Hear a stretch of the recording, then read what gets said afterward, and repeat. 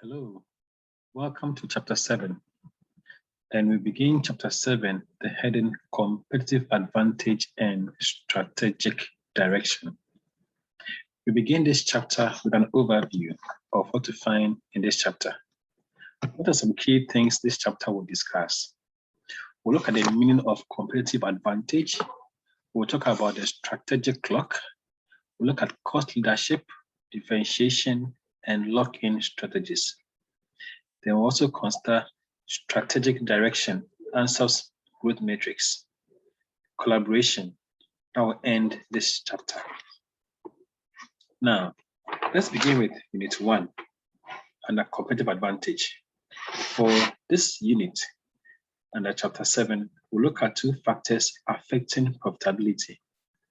We'll look at value and competitive advantage, and how to select business strategies for competitive growth. These are the core aspects that we'll discuss under this chapter, or this unit, unit 1 for chapter 7. Now, let's look at the first aspect, 2 factors affecting profitability.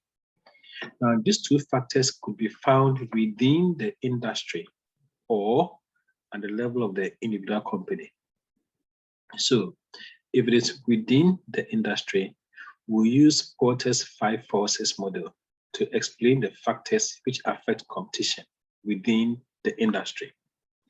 At the level of the company itself, we'll look at how you can achieve sustainable competitive advantage and not just competitive advantage. Now, how do we gain competitive advantage, sustainable competitive advantage? Take note that as you are in business, your main aim is to gain advantage over your competitors. It means that you have to do something which will make you much more better than your competitors and offer more value to your customers. So if you look at your book, page 193, it talks about competitive advantage as doing something better than competitors. That is one, and offering consumers better value. It's very, very important. So you could take MTN, Airtel Tigo, Vodafone, Glo. Now, these 4 companies are in the telecom industry. But let's ask ourselves that, which of these companies have sustained competitive advantage over the other? Okay, and that company will do something which is much more better than their competitors are doing. So they see value for money. Otherwise, there'll be no use of being in business if you don't have any advantage over your competitors. And take note that the advantage must be sustained. Now, one thing we can see from competitive advantage is how customers perceive value for money. So the customer's perception of value for money. Let's take mobile phones.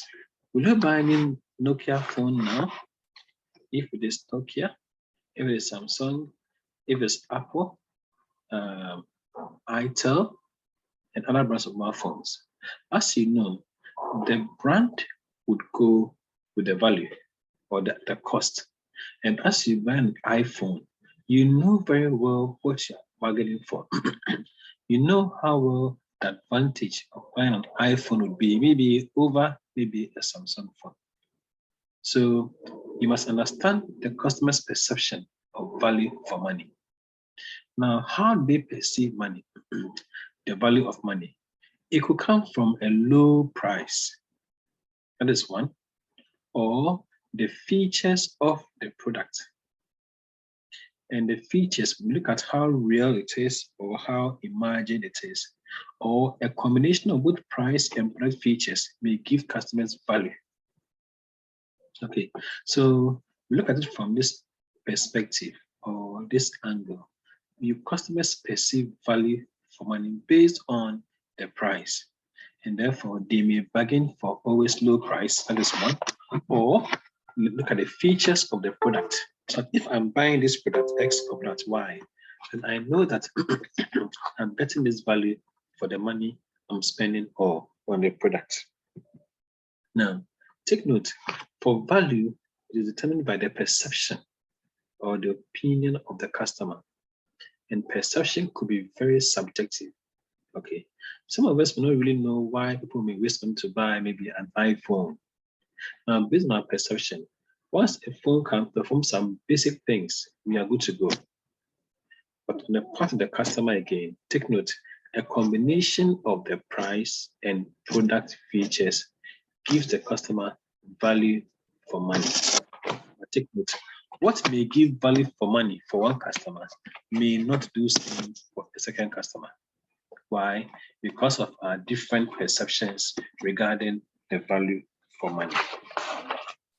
Now, based on this, every organization, therefore, may have to select various strategies that it can pursue in order to attain proper value for money for their customers. Why? Because of different perceptions in value. Okay, so they will have to have a strategic decision as to how they can offer difference in value to customers for them to have a competitive advantage, sustained competitive advantage. In this regard, how will customer organizations brand themselves? How will they pursue their strategy? It begins with their corporate strategy. Where do we want to go? How are we getting there? What should we do better than our competitors? Then also, what are we offering our customers or consumers? So let's look at portfolio of businesses that we want to find ourselves in. Then you may select one or more that you think can give you a sustained advantage. Let me give an example. Let's say that I'm a low-carrier, local domestic flight in Ghana. I apply Accra Kumasi, I apply Accra Takrady, I apply Accra Tawale route. Okay. Now, as a domestic airline, let's say we have Passion Air, we have the other one, African World. Okay, these are the two in business now. Now, assuming that I'm coming in as a third force, okay, and I want to be the best or preferred domestic carrier in Ghana. Now, I may have to look at a portfolio of businesses I may want to do. Do I do only cargo? Or if I'm doing air passenger with cargo, what's the best price I can charge? What should my scheduled flight times be? Which others I can't do? For instance, I can have a midnight flight from Accra to Kumasi. So by 1 a.m., you're in Kumasi, or either way. Okay, so once I have this, then I must choose more strategies that will help me gain an advantage over the others. And one example to help us to identify this is a strategic clock. At this stage, we're going to look at the purpose of the strategic clock, and then we'll see how it is drawn and the use of a strategic clock. Now, thinking about the strategic clock, it serves two key purposes. Take note. The two key factors improving value for the customer is what? One, the price, and two, the perceived benefits they hope to get from the product. So for instance, if I'm buying this phone, what am I thinking of? One, the price at which I'm buying this phone. And if I should buy this Samsung Galaxy phone, what are the perceived benefits I hope to get from buying this phone? So in this, how do we see the competitive advantage? Of course, there are other phones on the market. Microsoft phones are there. Nokia Microsoft is there. Apple phone is there. Infinix is there. itel is there. Bird is there. There are many brands. So then how do we gain competitive advantage? By making sure that the price at which I'll sell this and the benefits which my customers will get will be much more better than my competitors. So look at the relation between one, the price and perceived benefits. And that is what the strategic clock really looks at. Okay, now as we go on, we'll discuss further. So if an organization, what should you do? It's most important that you consider how to combine these two, the price and the perceived benefits based on the perception of your customers, so you can meet their needs. Okay, it can also help you to assess the strategies your competitors are using. Okay, and therefore you can go around them and outweigh them. And that's why the strategic clock is very, very important. So the clock has two dimensions. One is the price, okay, and the other is a perceived benefits that we hope to get. So price and the perceived benefits we hope to get from the product. And the price can range from being low to high. If you have your book, it is described on page 195. It's the diagram shortly. Okay. Likewise, perceived benefits can also be seen from low to high. And the clock consists of series of strategies based on where the clock is. Okay, the hand of the clock and then where it is pointing may give you a combination of price and perceived benefits. Okay, where customers or consumers have different requirements in terms of their perception of value for money. Now let's see how this thing goes. Different positions on the clock will represent a set of generic strategies. And these strategies may give you, or is what you think, may give you a sustained competitive advantage. So if you look at the diagram, you could see you could have no frills, low price, hybrid, differentiation, focus differentiation. So these that will fail. Okay, now we're saying that the strategic clock has two dimensions, the price and the perceived benefits. You will see the perceived benefit on the left and the price down below. Okay, now and that's on the x-axis, right? And price could be low to high. Likewise, the perceived benefit of using the product could also be high or low. Now, in this context, as we go on, the clock would represent a combination of the perception of the relation between price and benefits. And therefore, the strategy to use is most important. Maybe as we go on, we'll explain. Okay, so different strategies can be grouped into 5. Okay, and sometimes some strategies will fail mainly because it does not give you the competitive advantage. Now let's take each of them and let's see how we can develop strategies to get the competitive advantage that we want. So it is mainly used to conduct different business strategies that will give you a competitive advantage. And therefore, it helps you analyze your strategies of competitors and what you can do to fill in where there's a gap between what the competitors are offering. So therefore, what strategy would you pursue in this regard? You could have a no frills strategy that can be seen on 1 here. You could also have a low price strategy, position 2 on the clock. You could also have a hybrid. Okay, and the hybrid is there. You could have differentiation. Hybrid is position 3. Then differentiation becomes position 4. I think there's an omission or a mix-up on the slides here. So hybrid becomes position 3. Differentiation becomes position 4. And the focus really becomes position 5. Okay, now let's look at them one by one. Don't forget that the main aim is to look at the combination between price and the perceived value that the product will offer to the customers. And therefore, once you know the perception, how then do you develop strategies to help you accomplish this? Okay, so let's look at the low frills strategy.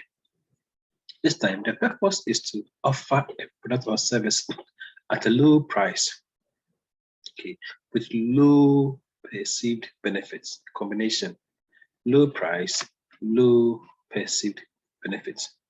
So what type of customers will be attracted to this? Customers who are price conscious, okay, and they're so excited that they want to buy the product at the lowest possible price. And most airlines would use this, most low-cost airlines. If you go to Europe, there's this airline called Aer Lingus. We have Ryanair. They are seen as low-cost airlines, and they offer a basic service for a low price. Okay, so if I'm flying Aer Lingus, If I'm flying Ryanair, I know the type of service I'll get. Okay, so I'll get fewer benefits than maybe flying KLM or another airline on the Europe route.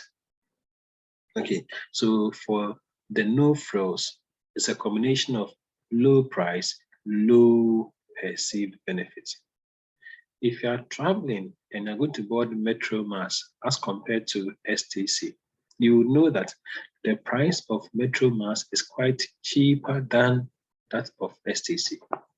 Of course, so if you're going with Metro Mass, therefore you know that, well, it's low cost, right? And therefore some service you would have enjoyed on STC might not be on the Metro Mass. And that is the no frills strategy. And that's the first aspect that I want to look at. Okay, so the next position 2 on the clock, is the low price strategy. Low price strategy. Now, what are the low price strategy? What's the concern? Customers perceive that the product may give them some average or normal benefits. So this time, the product is not a low cost product. Okay, it's also not seen as a low quality product. However, the price is low compared to other products on the market, but may give you some average to normal benefit. In this regard, only the lowest cost producer can implement this, because if you produce at a higher cost, you can't implement this strategy. It will give you challenges. Okay, so how do you offer your products on the market? The key thing is that, one, you produce at a least cost. If you produce at a higher cost, it want to be low price but average benefits, you run at a huge loss. Okay, so only the least cost producer can win. Okay, that's one thing. Okay, so, but it's not all markets that you may use this approach. There are some areas of the market that you may have to increase the price a bit for the same product. Okay, sometimes when the goods are, you are selling the product under your own brand. Okay, let's say Melcom, and Melcom may sell the product under their own branded names. Okay, then they may vary how much they may sell it from one market to the other. Okay, as well as customers shopping in supermarkets might buy the low price own brand goods rather than the high price branded ones. So this time, price, what do you say about price? Price is somehow lower, but the perceived benefit is a bit higher. But the focus is on low price. And for this to work, it must be somebody who produces at the least cost on the market. Let's go to the third one. And the third one is a hybrid. That's a hybrid strategy. Now, the hybrid strategy, you could see from here, okay, involves the product or service that combines, one, higher than average benefits to consumers and a below average selling price. Okay, so it's a combination. Okay, to succeed again, you require a low cost production. So I can give them more benefits. So it's like you are in between low price and then differentiation. Okay, you're in between low price and differentiation. That's how the hybrid strategy is mainly for. Okay, now before we continue, let's go back to the fourth aspect of the clock, and that is differentiation. What then is differentiation as a strategy? For differentiation, you are going to use different features to distinguish your product from the other rivals. Okay, so you are marketing the product or service by offering more benefits than rival product or service. And therefore, you may use other things to brand your product to make it different from the others. I think those who sell batteries, Energizer, Duracell batteries, sometimes they will have 2 more extra than the normal pack of 4 they will sell. Okay, so they want to make it a bit different from their rivals, or they'll have 1 more extra, or they'll say it has a longer span than the others. Okay, so they try to differentiate their product with features so that rivals, which rivals don't do. Okay, and to give them that sustained advantage. Okay, and they may promote the perception that theirs is of higher quality than others. Look at this water we buy, the red one, Belacqua. And Belacqua wants to promote and say that, well, it has a better acidity content than the other bottled waters in the market, bottled water on the market. Okay, so in terms of acidity that we need, so ours is much more better than the others. In this regard, they're creating the perception that they have a higher quality, and that's how we see the perception. Okay, as a strategy in terms of differentiation, having different features, so the product may appear better than the others. So with this regard, you may charge prices for your product or service based on average price on the market. Okay, so yours could be sometimes slightly higher than the average. As I'm buying it, which is slightly higher, I know that, I believe that, well, there are some benefits which others don't even have. Okay, take note, it does not involve charging products that are very much higher than average. Okay, but sometimes once the customers believe they're getting more benefits, they are willing to spend. And that's how we see the differentiation strategy. We've spoken about the hybrid already, and we're saying the hybrid model lies in between the low price and then differentiation strategy. Okay, let's look at the fifth aspect of the clock. This time, we're talking about a focused strategy or a focused differentiation strategy. Okay, what does it do? You are selling your product that offers above average benefits for a higher than average price. This time, it's a bit high.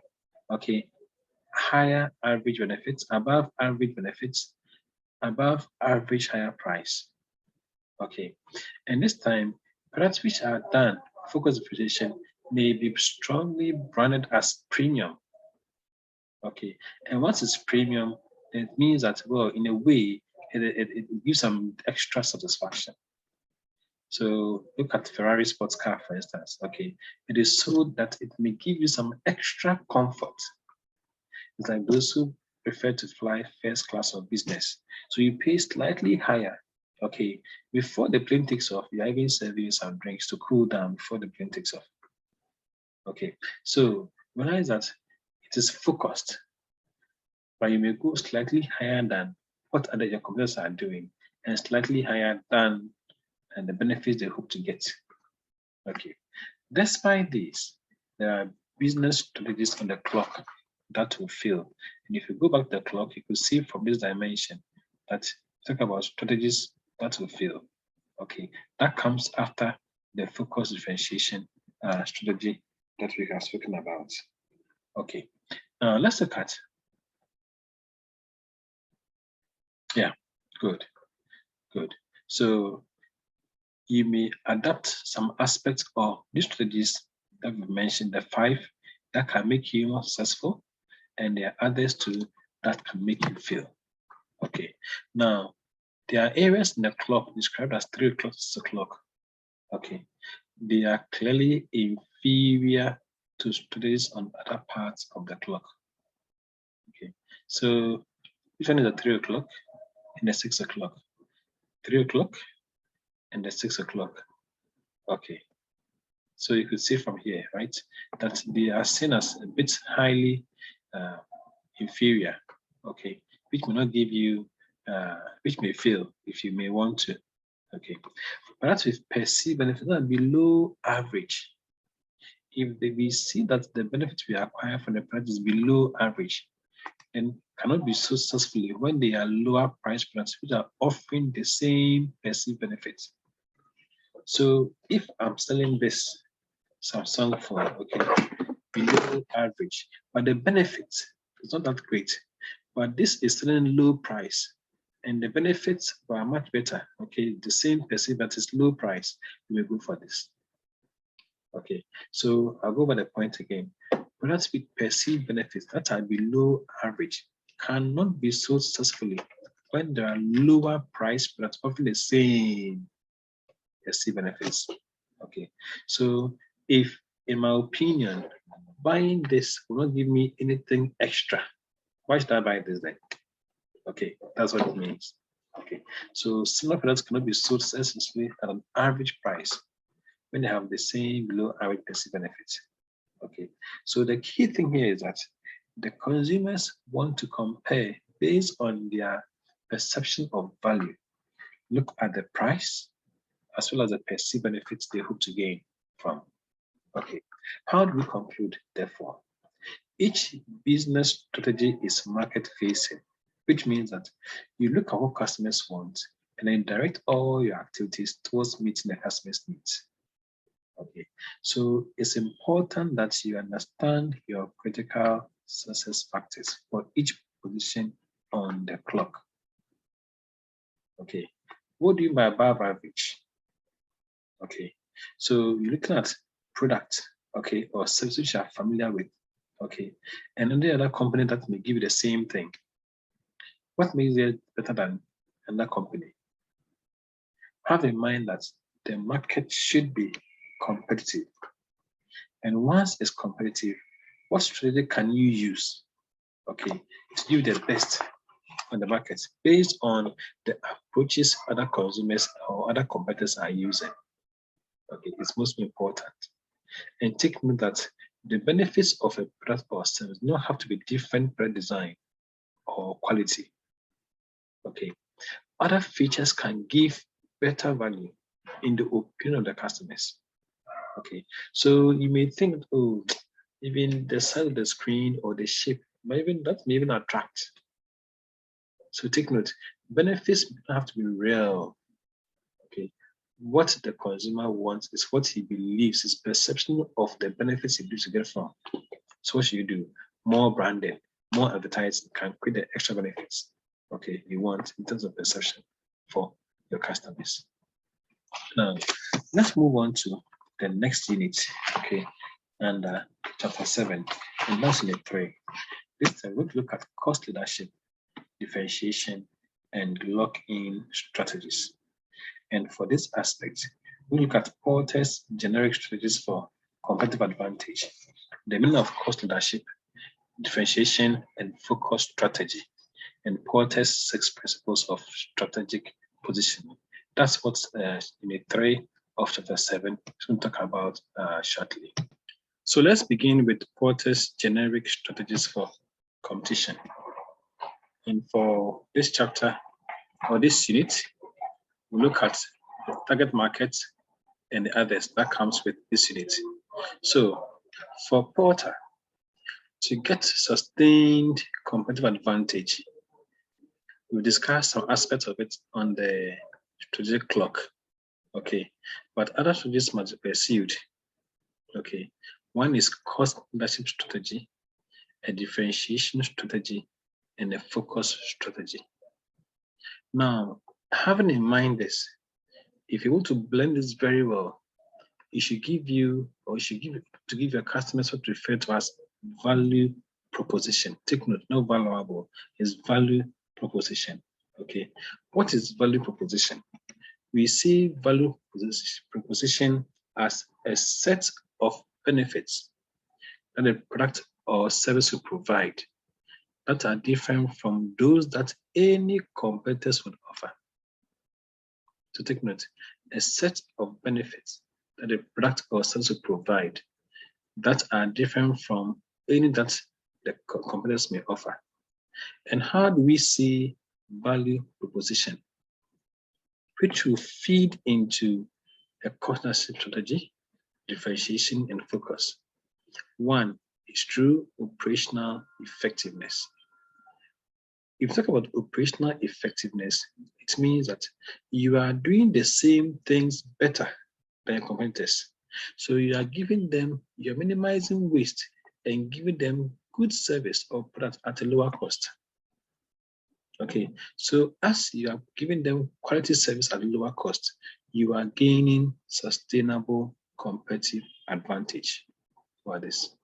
Okay, so we talk about 2 things that should feed into to position you for these 3 strategies. Okay, and the first one is the operational effectiveness. The second one is strategic positioning, doing things differently from competitors, producing or giving service which is much more unique. So that because it is unique, your customers are willing to pay a higher price for whatever value you are giving them. Okay, so we say that operational effectiveness provides the basis for a cost leadership strategy. Okay, and then the strategic positioning will give you the basis for a differentiation strategy to the two. Okay, and that will feed into your value proposition that you give to your customers, value for money, benefits that they hope to get from the product. So, what is the cost leadership mainly about? Once you hear cost leadership, it means you're the lowest in terms of cost on the market. Okay, and therefore a lower cost producer can compete effectively on price by giving your product the lowest price than what your competitors or rivals are offering. You can sell at a much more cheaper rate and still make profit. Okay, to do this effectively, you must be able to reduce your cost, operations cost. Okay, and see how best you can further reduce costs to remain a cost leader on the market. Because that's going to give you a sustained competitive advantage. So the cost leadership, as we said earlier on, okay, is based on how your operational effectiveness, as we mentioned here, okay, doing the same things better but at a lower cost.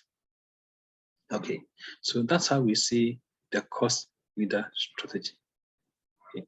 Now, in the leader in the market, a large company, in general, the cost leader in the market is a large company. Why? Because they benefit from economies of scale. These are advantages you get from producing a large scale. So you can buy raw materials at a discount. Okay. You can even get some benefits for bank loans, which will make it easier with negotiated interest rates to make it easier for you to expand your operations. Okay. And these benefits should result in large scale production at a much cheaper rate. Okay, and the success of cost leadership strategy is based on offering products at the lowest price. Okay, but to make much more profit, you must sell large quantities.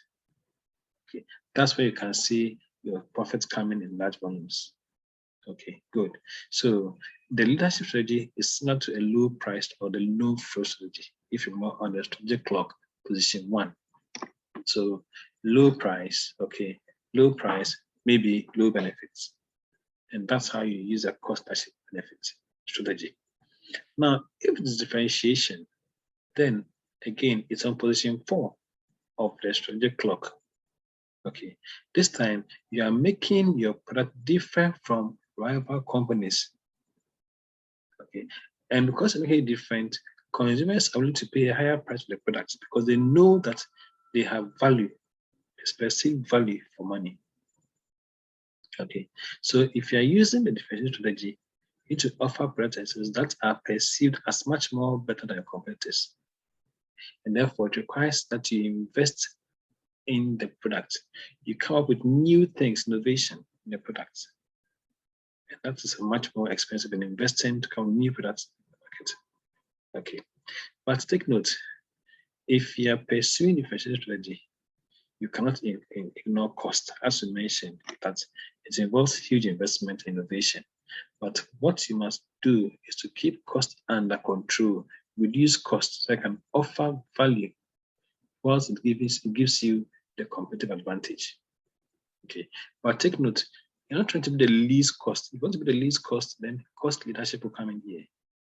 But here you are differentiating your product from others, your rivals. If it's toothpaste, okay, Pepsodent, Close-Up, Colgate, Maxam, Sensodyne, okay, what are you doing differently? So that if customers are buying your product, they know they're buying value for money. You differentiate yours from the other. Okay, and that's how these two policies would work. Now, these policies can work in most markets, but let's look at the focus strategy as the third one. This time, Though cost leadership and differentiation can be pursued, the market is not segmented. If you say a market is segmented, it has different components in terms of gender, age group, etc. You segment the market in terms of the diversity of segmenting the market. Okay. But many customer markets are segmented, and therefore you may have to select one which you concentrate all your sales effort to. And that's what the focus strategy is mainly about.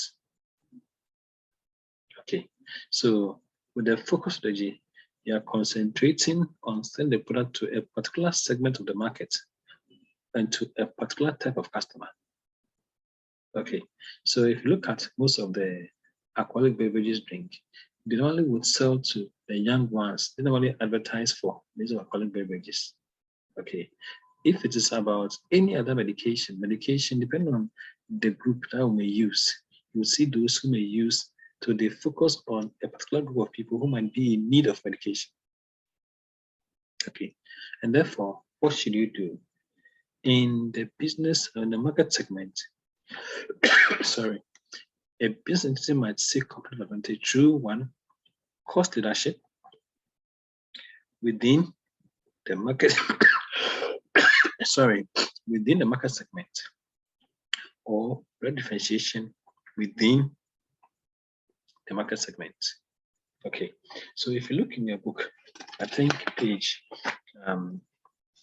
200, there's an example of Porter and airlines, how he used airline companies that to use to seek competitive advantage. And so he gave a first example, under cost leadership, you have the low-cost airlines. Okay, you can see this example at page 200 of your book. They produce at lower cost. They reduce operating costs. Sorry, self-produce. They reduce operating costs. So there's cheaper tickets, okay, free in-flight meals or drinks with low costs at city airports, etc. Okay, you don't hold seats for customers. There's no reservation. Once you get there, you buy, you board, you go. Okay, and this sort of thing. There's a limit as to the number of luggage you can carry or the weight. Okay, that's cost leadership. For differentiation, they may offer extra facilities for customers at airports. Okay, they may promote the airline through branding, advertising. They may fly to major routes, which are most important. Okay, and try to have more modern aircraft. Okay, now if it's focus strategy, what they do? Okay, this time they may fly to a particular geographic region of the world. Let's say Southwest Airline. Okay, mainly US. Okay, and they have the higher profit routes such as London, New York routes. Okay, good. Now they know that customers don't normally fly that route, and therefore it's a bit high price, but they deliver. Okay, they deliver. Okay, and that's how the approaches would seem to work in this regard. Okay, now let's look at Porter's principles of strategic positioning. What does this seek to do? Strategic positioning. The first principle, okay, the strategic goal for a company should be to achieve a superior long-term return on investment. And that's the first one. Okay, let's not forget the fact that you are investing into any strategy. And therefore, as you select a strategy, have in mind that you want that is going to give you your maximum sales volume or market share. Okay, but the key thing is that high profits will lead to this. Therefore, maximizing sales or market share does not necessarily provide a superior return on investment. Take note. So, what must you do? You must offer a unique value proposition to the customer. What's the value proposition? Two things: price and perceived benefits, which your competitor cannot offer the customer. Okay, and the value of the proposition might be for customers in the entire market, or those you've selected in the niche market or the segment market. 3, there should also be a distinctive value chain. Okay, so you should perform similar activities to competitors, but in a different way that offers customers more value. So if I'm pursuing your brand, I know that I'll get much more value than that of a different organization. Then there should be some trade-offs. Okay, this means that by selecting one set of objectives, you may let some others go. Okay, so if let's say an example is given here, there has to be a trade-off between the selling price of the product and the benefit that it offers. You can't bring on board all strategies to make all gains. You may choose one and let others go. Okay, so by offering one set of benefits, you may choose not to offer others. Okay, that's a trade-off. Okay, and this may make you focus on what you need to do to give you your competitive advantage. The fifth principle, all different elements of strategy in the value chain should link together and reinforce each other. Of course, there's a need for support for all elements in the strategy that if it's disjointed, you will lose big. Okay, take note of that. Then there should be continuity of strategic direction. Okay, so having chosen a strategy, knowing the direction, you must consistently apply your strategy. Okay, and this will make you avoid the temptation of changing strategy every time there's a threat. No. So focus on what you want to do, apply consistently, and see to the end or the results of the strategy you are applying. Let's look at the next aspect, which is the target market. Now, what is the target market for, and what does it seek to do? For target markets, as we said earlier on, the main idea is to decide on a market segment that you want to focus all your activity. So, which market do I want to focus market? It doesn't mean macula market or the market or etc. No. Okay. For instance, there are people who now market online, digital marketing, and they focus on a group of people. If it's dress, okay, fashion, they know who they should attract all their effort on. Okay, so that's their target market. Okay, so in what ways can the market be segmented? How would you serve the customers in the market? Okay, do you want to be the market leader or differentiation strategy? What approach are you going to use? Okay, are you going to use a focus strategy? Okay, so how will you target the market? How will you apply all your sales principle? And within the target market segment, decide not to try to be the market leader, or whether you want to pursue a differentiation strategy. So we're saying that select a unique aspect of the market and direct all your activities on. That becomes your target market. You could also have what we refer to as a market niche, okay, which is a small segment of the market. Take note, okay. So you may choose a small segment of the market for which you direct all your activities to. You sell your products or services that are very small. That's your niche market.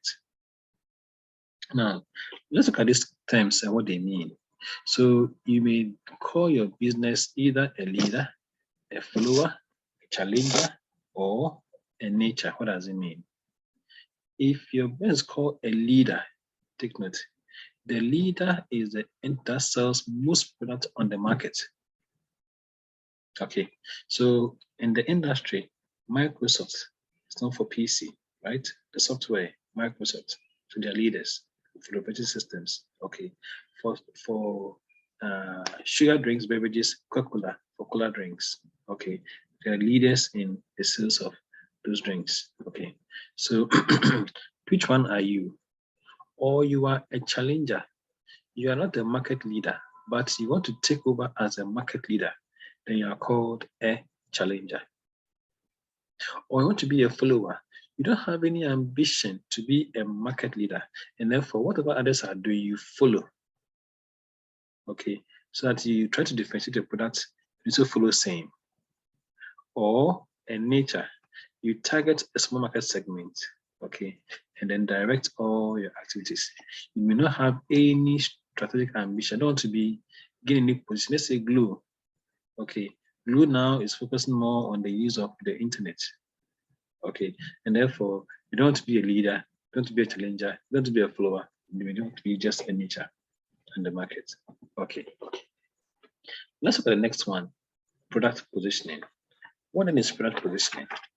Okay, how do you position the product on the mind of your customer? And this came from Rees and Truth in the late 60s. So the concept of the product in the mind of the customer is what we refer to as product positioning. And one thing that will help create the product in the concept in the mind is advertising. Okay, so the very recent, they argue that consumers receive vast amounts of advertising information, but they only accept that are consistent with their existing knowledge and experience, of course. So be it radio, be it TV, we see numerous adverts. Okay, cast your mind back some years ago. There's some adverts that are still stuck with you to today, and you remember. Okay, and therefore, per recent, they're saying that the best product position to achieve in the mind out of position 1. Okay, and that's the best position to achieve. Now, in position 1, the market leader dominates the market for many products and services, and customers will often buy a product because it is number 1 in their mind. Okay, so now being a number 1, okay, you may want to maintain your market leadership, and therefore want to maintain your position as number 1 in the mind of customers. Take note, through advertising, you may position yourself in the mind of the customers. So what do? The most effective way to become number 1 in the mind of consumers is to be the first in the market at the beginning of the product life cycle.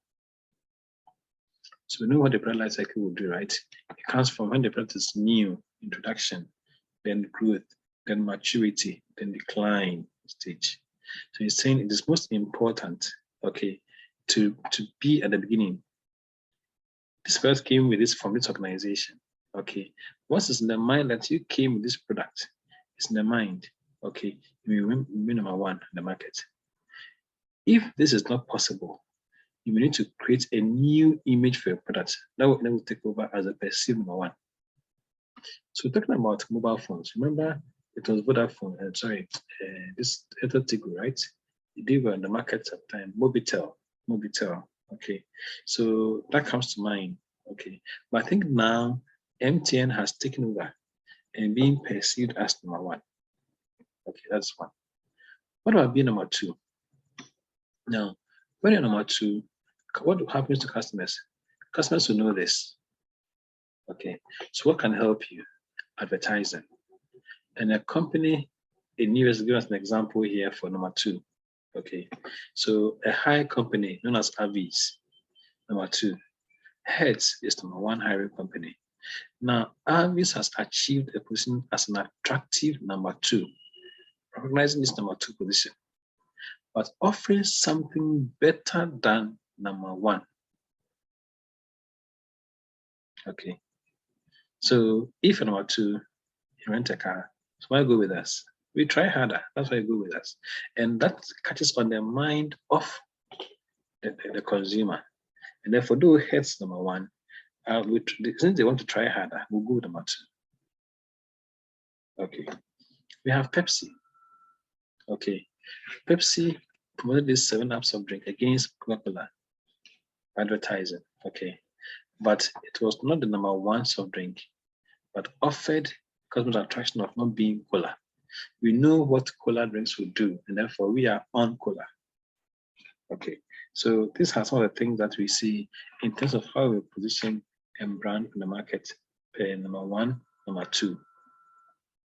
Okay, if you are a follower or a nature, how do you position yourself on the mind of the customer? Okay, think about what Rees and Truth said. Entities that are not number 1 in the market should try to find a way to become number 1 in a particular way. And it is much better to be seen as the number 1 in the market segment than number 5 in the market as a whole. Okay. Now, so what do you do? Okay. Now, a newspaper or a magazine might claim to be number one choice for investment bankers or investors. Okay. A local radio station might claim to be number one commercial station in the geographical area. Number one may claim you could be a follower, but you may create the impression that yes, you are. Okay. And so for the others. Okay. So though you are not number one, you are a follower, you are a niche, you must find a way to create the impression that you are number one. Knowing very well that you're not number one. Okay. And that's how you position in the mind of your customer. Then we have the lock-in strategy. What is a lock-in strategy? It's one other approach that can help you gain competitive advantage. Now, what the idea of locking about? When a customer has made an initial decision to purchase a company's product, it is committed to making more purchases from the same company in the future. In that regard, what happens? The customer is locked into supplier. So I become customer one. Okay, once I'm buying from you, okay, and make sure there's a commitment that you always buy from me. And that is known as the lock-in strategy. More often, I'm seeing the IT industries. Okay, Microsoft has locked in because of these software products.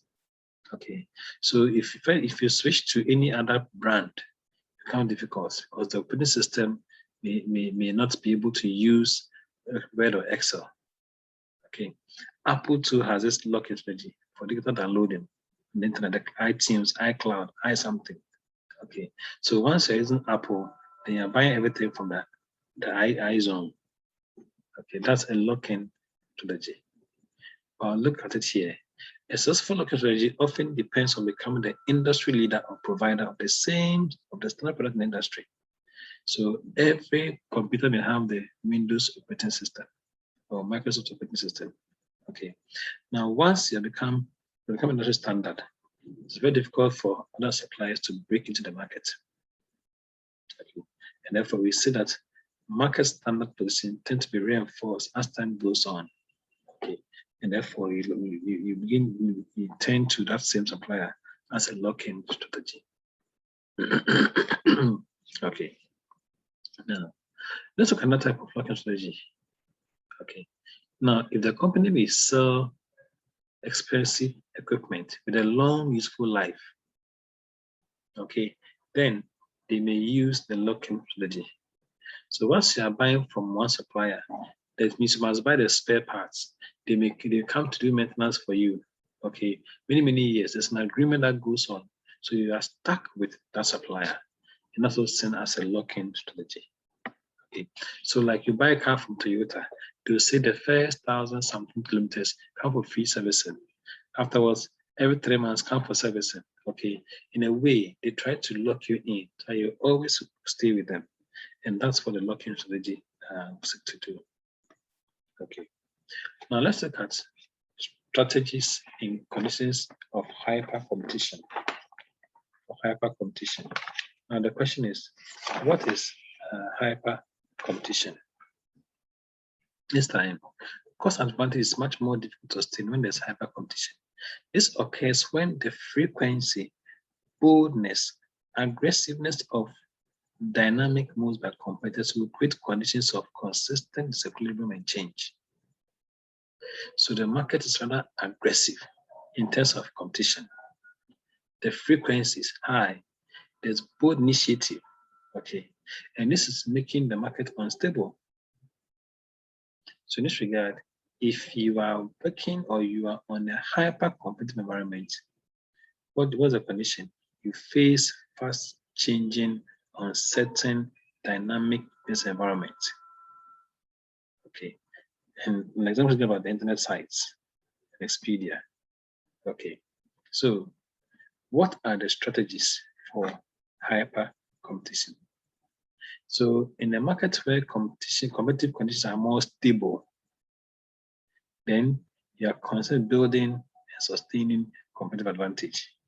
But where it is unstable, okay, it's much more difficult to establish sustained competitive advantage, either by using the cost leadership or differentiation. Why? Because the competitor can change, and therefore the gain you make can be temporary. Okay, so you must look for ways to compete, different ways to compete, because the market environment is not stable. So no company can get sustained competitive advantage. No. If your product was once useful, over time, what will happen to it? It's more useful. Okay, so you have to make continuous sequence of short-term competitive initiative. So I'm making a competitive advantage, but it's short-term, short-term, short-term. I'm thinking of sustained, and that's what you need to do when there's you work in a hyper competitive market. In this regard, what do you do? Shorter product life cycles. Don't look for sustained. So products which may compete briefly off you go of the market. Okay, that's what to do. Okay, or you may have to imitate your competitors. Copy when they move, you also move. Okay, when they move, you also move. So at least you are marking good for good. Okay, or prevent a competitor gaining a strong initial position by responding quickly. Once they bring something to the market, also respond. Okay, in that regard, they may not be able to get a sustained advantage. Likewise yourself. Or you may focus on a small market segment which others have overlooked. Okay. Or you should strive for a radical solution. Sometimes you abandon your strategy and move for a different one. Okay. Or bottom line, build alliance with the competitors. If you want to build alliance with them, instead of competing against each other, you now compete against the consumers. Okay. And that will make you much more stronger as the market leader. Now let's come to unit 4 of chapter 7, and it deals with the ANSOS growth matrix and the strategic direction. Okay, that's what this unit will talk about. And this unit will look at the growth vector analysis. We'll look at the market penetration strategy. Okay, we'll also look at market development strategy. We'll look at the product development strategy, diversification, gap analysis, withdrawal strategy, and consolidation and corrective strategies. Now, according to the answer, there should be a link between your current product in the market and your future product in the market when you are planning your growth strategy. According to the answer, this link is very, very important. Okay, so like at least you can see your direction and where you're going to. Okay, it also will give guidance to your own management. Okay, now the purpose of a strategic direction is to make you move to new markets. Okay, or to help you develop new products.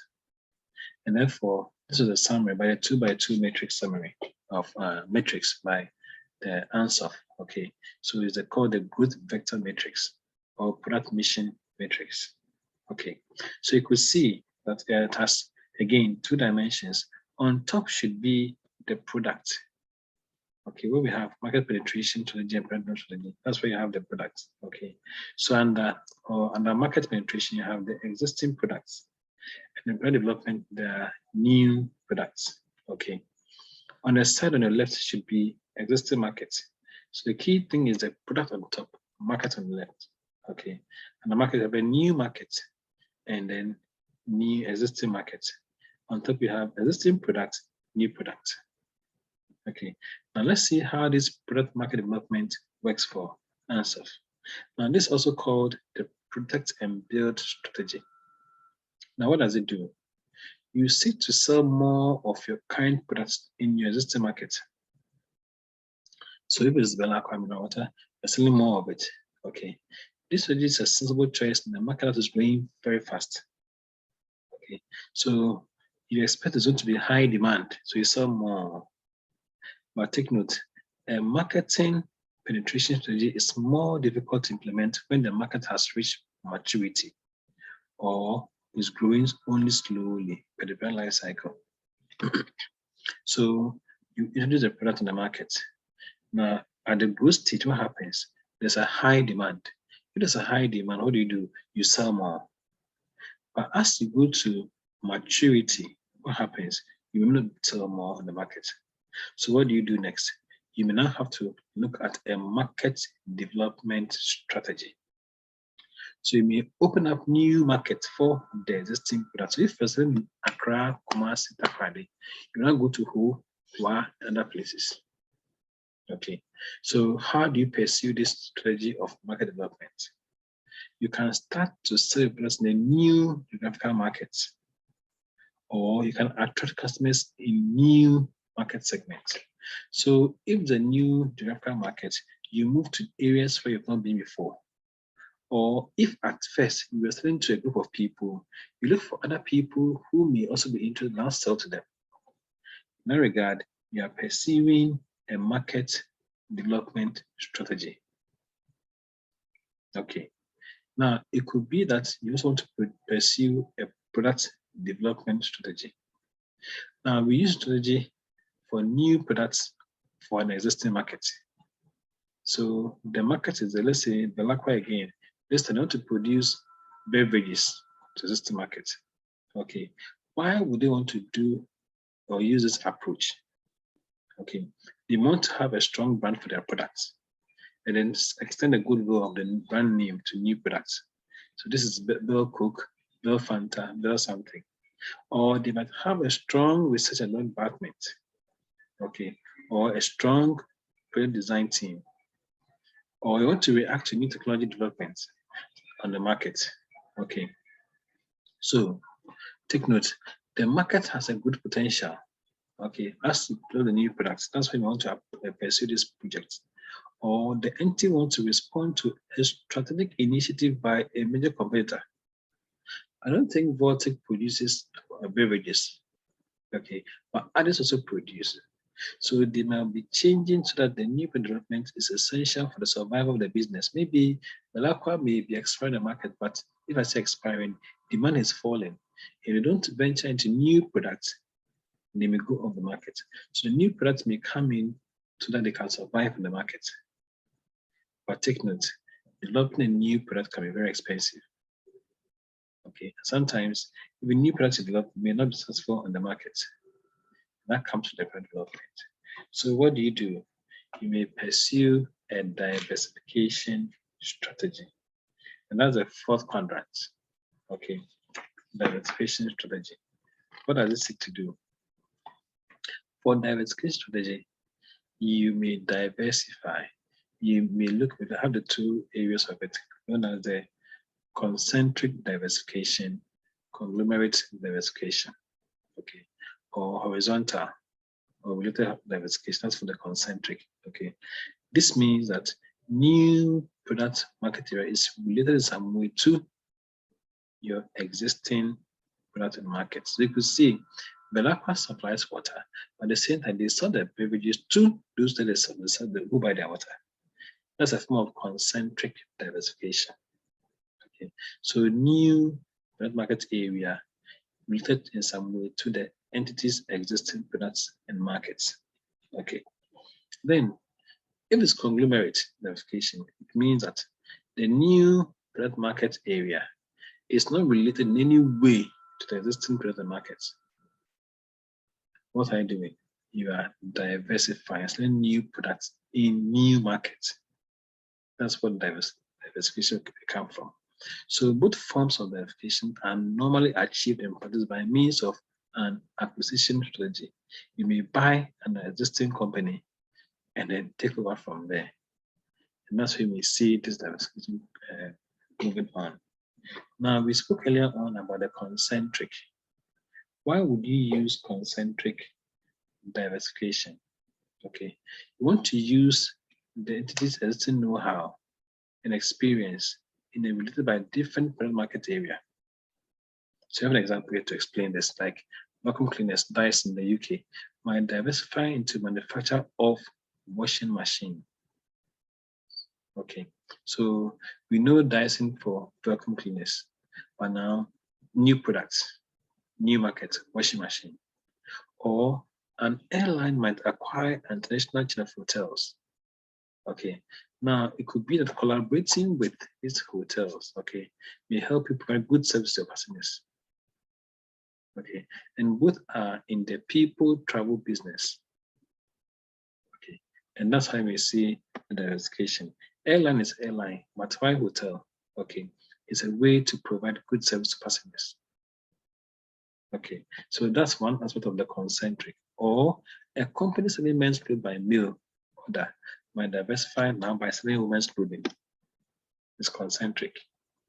A company that provides driving lessons for beginners might now expand and provide lessons for advanced drivers.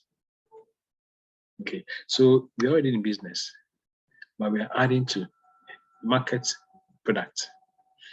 Okay, so if it's about new clothes for women, we are bringing new products, go to new markets. And that's how we see concentric diversification. Mainly new products, new markets. Okay, and they will have a lower amount of business risks than others. If it's conglomerate diversification, you are building up a portfolio of different businesses. Okay, the reason why we may go conglomerate is that if you diversify, you reduce risk. We don't carry all our eggs in one basket. It will save us costs and generate synergy. 1 + 1 will be equal to 3 if we combine all efforts. Okay, so you to succeed in any market, and therefore, whatever opportunity comes your way, you grab it. And that's how we see the conglomerate diversification. Okay, now let's look at the gap analysis. What is a gap analysis? And once there's a gap, it means something must be filled. Okay, and it's a technique that is used in strategic planning. Is a difference between what the position that you want to be at the end of the planning period and the position the entity is like to be in if it does not have any new strategy. That brings a gap. So at the end of your planning period, where do you want to be to meet your overall objectives? Okay. Now, if you do not have any new strategy, where are you? Okay. So the strategy of planning period should be sufficient to close this gap. It's about where you are and where you want to be. Now, there's a diagram that explains in your book. It can be seen on page 211. It's not complete here though. But on the top, in between, you have the first angle here, diversification on top. Okay, so on the you can see profit, you can see now, you can see the year. Okay, then we have diversification, you have market development, you could also have the product development and market penetration. Okay, so where are you and where do you want to go now and over a number of years? That is what a gap analysis was set to do. Okay, so with the diagram, the focus is a focus of annual profits. Okay, the focus of where the entity will be, and any new strategies might be estimated by forecasting methods such as regression. Okay, so you can forecast your annual profits, or you can state your corporate objectives. Okay, also statistically. Okay, and how do we close the gap?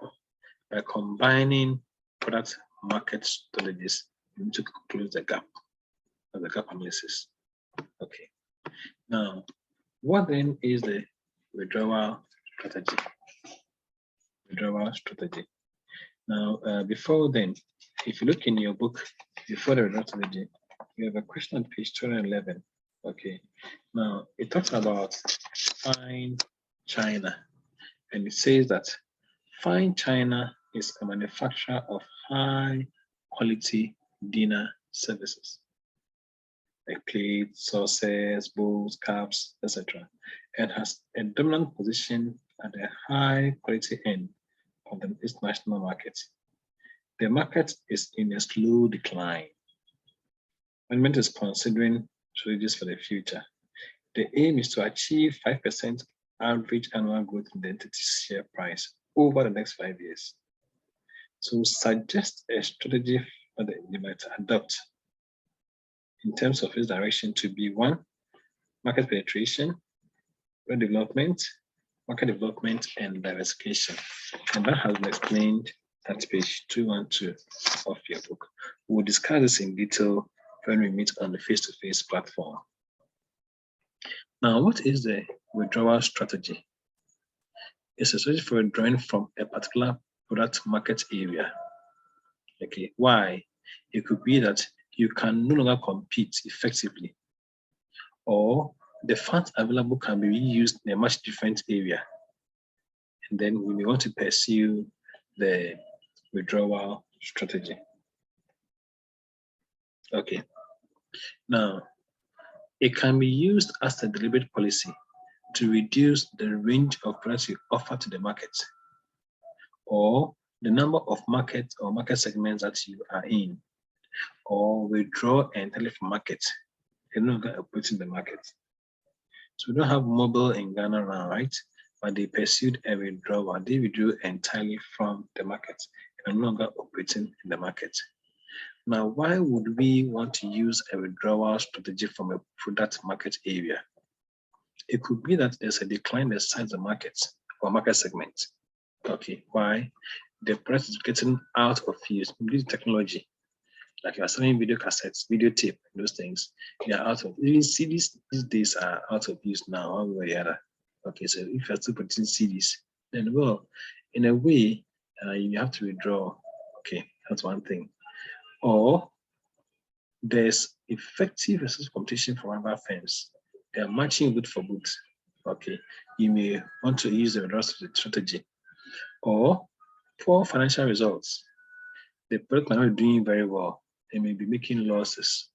Okay, and a decision by it that the product is no longer a core product, and you don't want to continue making or selling it. You make you want to go off, withdraw from the market. So we know what the withdrawal strategy is mainly about now. Okay. Now, as part of the strategy, you might decide that you don't need to grow. If you decide you don't need to grow, well, you may think of a consolidation strategy. You want to maintain market share. If it's 50%, 50%, I don't want to grow, I don't want to increase. Now, why would an organization pursue a consolidation strategy? There are various ways. Okay. One, you might manage by their owner who does not want the business to get larger. So it is based on the philosophy of the owner. I want the business to remain as it is. Okay. Or there's a view that if it gets any bigger, we will have problems managing a bigger entity. And therefore, let's remain as we are. Okay. What about the corrective strategy? For corrective, you are making corrections, adjusting to current strategy to counter threats from competitors and respond accordingly. Okay. It could be part of a consolidation strategy. Okay. And therefore, let's maintain where we are. It may help us also match our competitors effectively. Okay, good. Now let's look at the last aspect of chapter 7, that is collaboration. And the collaboration, we look at the nature of collaboration, forming strategic alliances, joint ventures, franchising, licensing, and possible problems that will come with restricting, with collaboration, such as restricting competition. Now, for collaboration, let's look at the nature of collaboration.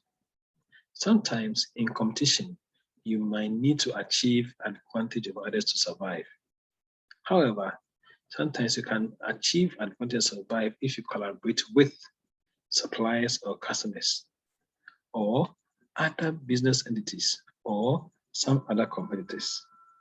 Okay, and let's look at this in this regard. If you are collaborating with suppliers and customers, it can create additional value. How? Design. Okay, so suppliers and customers might collaborate to improve the design. You stand in between customers and a supplier. Okay, and therefore you liaise with them as to what customers want. And the supplier would now work on to design a product that may meet the customer needs as you produce. Again, there's enhanced delivery times. Okay. Suppliers and customers might collaborate to improve reliability and speed. So if I'm producing, I don't want to stock raw materials a lot, okay, using just in time. So there's a number or and the stock level must get quickly fulfilled and I produce every time. And that's how we can create collaboration between customers and suppliers. Again, we could do it, or we could see it through strategic alliances. Okay. And one way to increase competitive advantage is collaborating with other companies in the same industry who could have been your competitors. And this is seen more in an airline, where they form the Sky Alliance or the Sonic Alliance among some airlines. Okay, so it's an arrangement in which a number of separate companies share their resources and activities to pursue a joint strategy. That's the key thing here. They share resources, activities to pursue a joint strategy. By collaborating, all the companies in the alliance are able to offer a better product or service to their customers. And that's how the alliance would work. So the example I gave earlier on, okay, the airline industry, okay, we have by British Airways, American Airlines, from the One World, and the Star Alliance, Ethiopian Airlines, South Africa Airways, Singapore, and others. Okay, but this depends on the members of the alliance not being in direct competition with each other. If they're in competition with each other, the alliance will not work. Okay, but they're in the same industry, but they serve different markets. So if the Singapore airline will not come to Accra, they go to Ethiopia. So they'll carry you to Ethiopia. Ethiopia airline will bring you to Accra. Okay, so they have the best connection routes, okay, to give you value. And as they collaborate, they go to, if you want to travel to France, Air France doesn't come to Ghana, I don't think it counts. But KLM Air France, okay, so if you use KLM, you have a direct link to Amsterdam straight to France, okay, which is much more easier, okay, and that's how they form the alliance that we're talking about. Okay, now it could also be a joint venture, collaboration and joint venture. A joint venture is a formal venture by two or more separate entities that develop a business or an activity jointly. Okay, so the most are established from separate companies jointly owned by the joint venture partnership. Company A, Company B, different joint ventures, but different organizations, but we now come together to work. Okay, no single partner is able to dominate and dictate, no, but it's a collaboration. Okay, now in which instance do we use joint ventures? When there is considerable risk or large capital is required, like insurance. Okay, so some will reinsure, or there's a mix of skills needed. You may have, I may not have, we can join forces.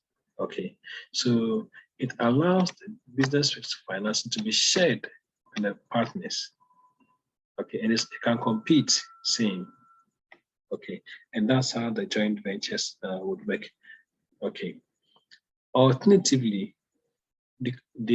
partners may be companies in different markets and not compete with each other directly. However, some skills are brought to the venture that will help them gain competitive advantage.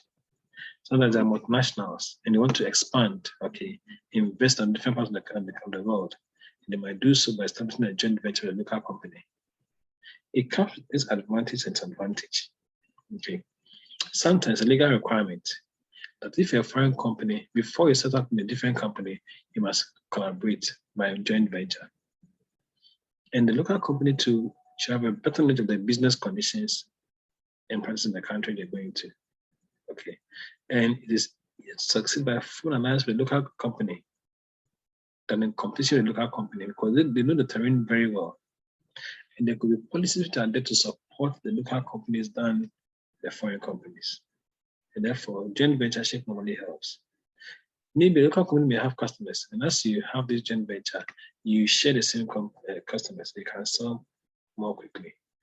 But difficulties can arise when one joint venture partner is perceived not to be contributing adequately, or if you want to withdraw from the venture, want to compete instead of collaborate, it's a challenge that may come with joint ventureship.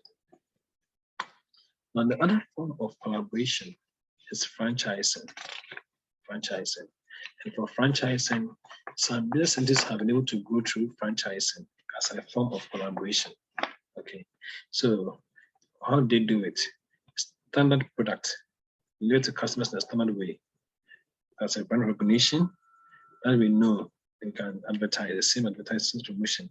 Okay, that's a similar system for delivering a product for customers who want to buy. Okay, now in franchising, we have examples in Ghana, KFC, etc. So it's assumed that the same KFC as it is in US should taste the same in Ghana. Okay, so whoever is a franchisee may work as expected by the franchisor. So the company that originates the product, the franchisor protects its patents. So it doesn't sell its trade secret to another party. However, it may sell to the franchisees who pay to open the shop in your own name. Okay, so maybe if Toyota Ghana was not from Japan, established in Ghana, then a Ghanaian mechanic can open a shop and get the franchising rights with Toyota abroad or Toyota Japan or US and franchise under their name. Okay, the franchisor will supply the product design and the right to sell the product. Okay, it also provides a centralized market, which includes extensive advertising and brand promotion. So all over the world, as advertising for you. And the franchisee will pay for the use of the franchise. You pay royalty based on the profits you make. Okay. Now, if you're able to franchise well, the franchisee will suffer less risk because you are sitting up with already experienced business that people know and which is being marketed by the franchisor. Okay. The franchisor on his part will receive cash flow every time. If the business is expanding, profit is going up. Okay, you get your royalties for that. The head office somebody kept small because of most of the work is done by the franchisee. But the franchisee will also want to protect his brand name. So that at least, because we know if it's Toyota, it's Toyota, we get original parts. Okay, and therefore the agreement between the franchisor and the franchisee is very extensive, governing the behavior. Otherwise, you can withdraw, the franchisor can withdraw. Okay, and that's one difficulty with franchising and franchising. Then licensing. This time it's a permission. You might a licensor to make goods in his name. Okay, though he's patenting the goods, the licensor will receive royalty and you sell using the appropriate trademark. Okay, the licensee is exposed to little risk and goods can meet wherever the licensee is located. And this is some difference between franchising and licensing. Okay. Now, despite the fact that these areas are important for organizations, what are the problems that come with collaboration? Okay. Of course, there could be unfair restrictions on competition.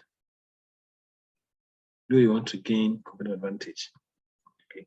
Sometimes governments may generally, in favor of free competition in national markets, help or assist, although there are many exceptions to this general rule. Okay, so free competition, therefore no support. Okay, and that can affect collaboration. If government has a policy of encouraging competition in markets, they will seek to discourage action by companies to distort or reduce competition. And therefore, you play by the rules. If you can't, they must knock out. Okay, and sometimes they may bring some anti-competitive behavior, which is seen as illegal. Okay, so if you have an example in the UK, for example, government seeks to ensure that there's sufficient competition in domestic markets so consumers get a fair deal.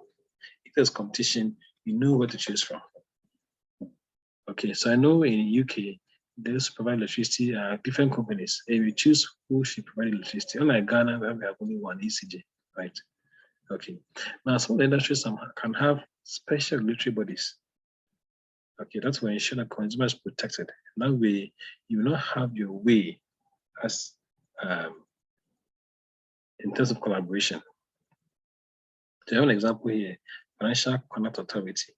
Okay, where there's unfair competition, they come, they listen to the case, and then they may fine you or impose some restrictions on you. Okay, and that's how we work. So we have competition in electricity, in gas, in water, etc., and it enhances the delivery of services. The last aspect is cartel. A cartel. Now, what is a cartel? This time, rival firms have agreed to operate on the same policy on pricing.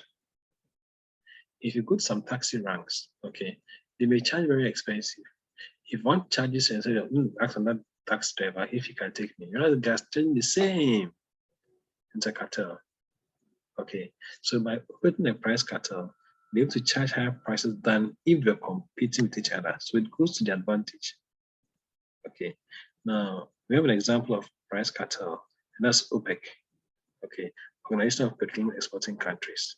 Okay, they are seen as they decide on the price of crude oil on the world market. Okay, in the way they form a cartel in that regard. Now, this brings us to the end of chapter 7.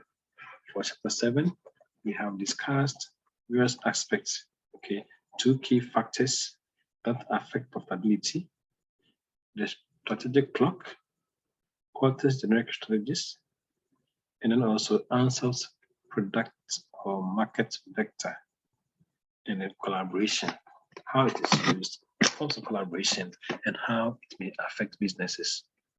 Now join me for chapter 8 as we look at research and development and other aspects of operations. Thank you very much.